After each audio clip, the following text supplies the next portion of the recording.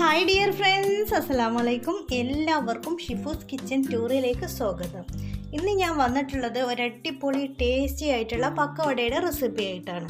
നമ്മൾ തട്ടുകടയിൽ നിന്നൊക്കെ കഴിക്കുന്ന പക്കവടയുടെ അതേ ടേസ്റ്റിലാണ് ഞാൻ ഇന്നിവിടെ റെഡിയാക്കുന്നത്. അപ്പോൾ നിങ്ങളെല്ലാവരും ഇതുപോലെ ഒന്ന് ട്രൈ ചെയ്ത് നോക്കണം. നമുക്ക് സിമ്പിളായിട്ട് റെഡിയാക്കാൻ പറ്റിയിട്ടുള്ള ഒരു റെസിപ്പിയാണിത്.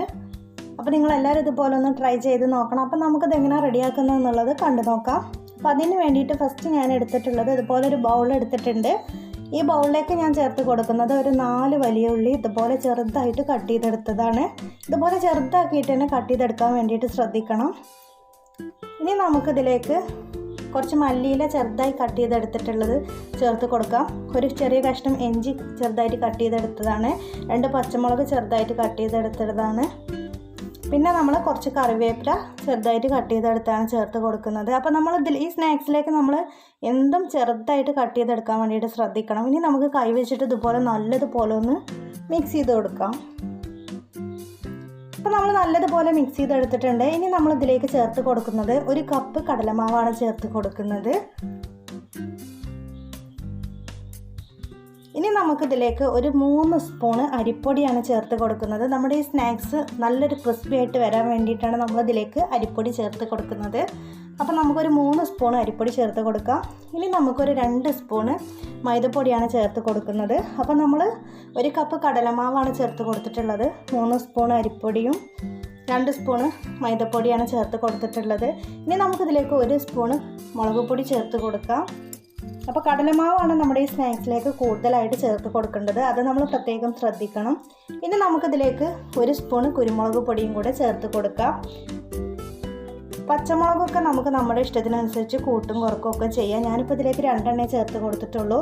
ഇനി നമുക്കിതിലേക്ക് ആവശ്യത്തിനുള്ള ഉപ്പ് ചേർത്ത് കൊടുക്കാം. ഇനി നമുക്കിത് കൈ വെച്ചിട്ട് നല്ലതുപോലെ ഒന്ന് മിക്സ് ചെയ്ത് കൊടുക്കാം. നമ്മൾ കൈ വെച്ചിട്ട് നല്ലതുപോലെ ഒന്ന് മിക്സ് ചെയ്ത് കൊടുത്തതിന് ശേഷമാണ് നമ്മൾ കുറച്ച് വെള്ളം ഒഴിച്ചിട്ട് നമുക്കിതൊന്ന് ഒരു മാവിൻ്റെ രൂപത്തിലാക്കിയിട്ട് എടുക്കാം. അപ്പോൾ ഫസ്റ്റ് നമ്മളിതുപോലെ ഒന്ന് മിക്സ് ചെയ്തെടുക്കാം.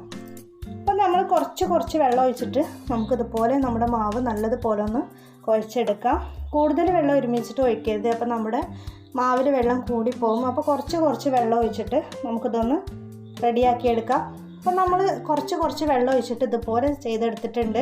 നമുക്ക് കൈ വെച്ചിട്ട് ഇതുപോലെ കുറച്ച് എടുത്തിട്ട് എണ്ണയിലേക്ക് ഇടാൻ പറ്റിയിട്ടുള്ള രീതിയിലാണ് നമ്മുടെ മാവ് നമ്മൾ കുഴച്ചെടുത്തിട്ടുള്ളത്. അപ്പോൾ ഇതുപോലെ കിട്ടിയിട്ടുണ്ട്. നല്ലതുപോലെ ലൂസും അല്ല, നല്ലതുപോലെ തിക്കും അല്ല, അതുപോലെയാണ് നമ്മളിത് റെഡിയാക്കി എടുത്തിട്ടുള്ളത്. ഇനി നമുക്കിതൊരു 15 മിനിറ്റ് റെസ്റ്റ് ചെയ്യാൻ വേണ്ടിയിട്ട് മാറ്റി വെക്കാം. ഇപ്പം നമ്മൾ നമ്മുടെ മാവൊക്കെ വെച്ചിട്ട് 15 മിനിറ്റ് കഴിഞ്ഞിട്ടുണ്ട്. ഇനി നമുക്കിത് ഫ്രൈ ചെയ്തെടുക്കാം.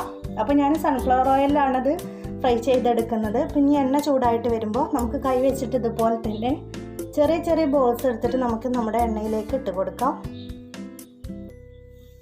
നമുക്ക് സ്പൂണ് വെച്ചിട്ടും ഇതുപോലെ കുറച്ചിട്ട് ഇട്ട് കൊടുക്കാം. പക്ഷെ കൈ വെച്ചിട്ട് ഇട്ട് കൊടുക്കുകയാണെങ്കിൽ നമ്മൾ ആ തട്ടുകടയിൽ നിന്നൊക്കെ കഴിക്കുമ്പോൾ ഇതുപോലെ ചെറിയതാണല്ലോ നമുക്ക് കിട്ടുന്നത് പക്കവട. അപ്പോൾ അതുപോലെ കിട്ടാൻ വേണ്ടിയിട്ടാണ് ഇതുപോലെ കൈ വെച്ചിട്ട് നമ്മൾ ഇട്ട് കൊടുക്കുന്നത്.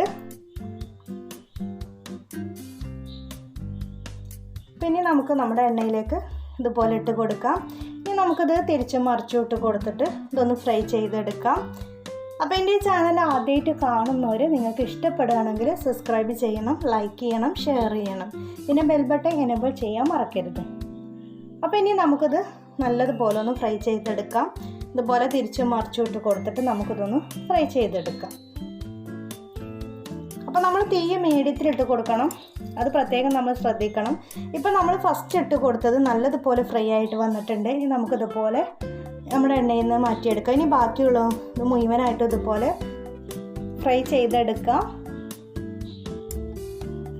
ഇപ്പോൾ നമ്മൾ നമ്മുടെ പക്കവട മുഴുവനായിട്ട് ഇതുപോലെ ഫ്രൈ ചെയ്തെടുത്തിട്ടുണ്ട്. നല്ല പെർഫെക്റ്റ് ആയിട്ട് തന്നെ വന്നിട്ടുണ്ട്. കഴിക്കാൻ നല്ല ടേസ്റ്റാണ്. അപ്പോൾ നിങ്ങളെല്ലാവരും ഇതുപോലെ ഒന്ന് ട്രൈ ചെയ്ത് നോക്കണം. പുറം നല്ല ക്രിസ്പി ആയിട്ടും ഉള്ളിൽ നല്ല സോഫ്റ്റ് ആയിട്ടാണ് നമ്മൾ പക്കവട ഇരിക്കുന്നത്. കണ്ടില്ലേ, നല്ല പെർഫെക്റ്റ് ആയിട്ട് തന്നെ കിട്ടിയിട്ടുണ്ട്. അപ്പോൾ വീഡിയോ ഇഷ്ടപ്പെട്ടാൽ ലൈക്ക് ചെയ്യാൻ മറക്കരുത്. അപ്പോൾ ഇൻഷാ അല്ലാഹ് ഞാൻ വേറൊരു വീഡിയോസായിട്ട് വീണ്ടും വരാം. ഓക്കേ.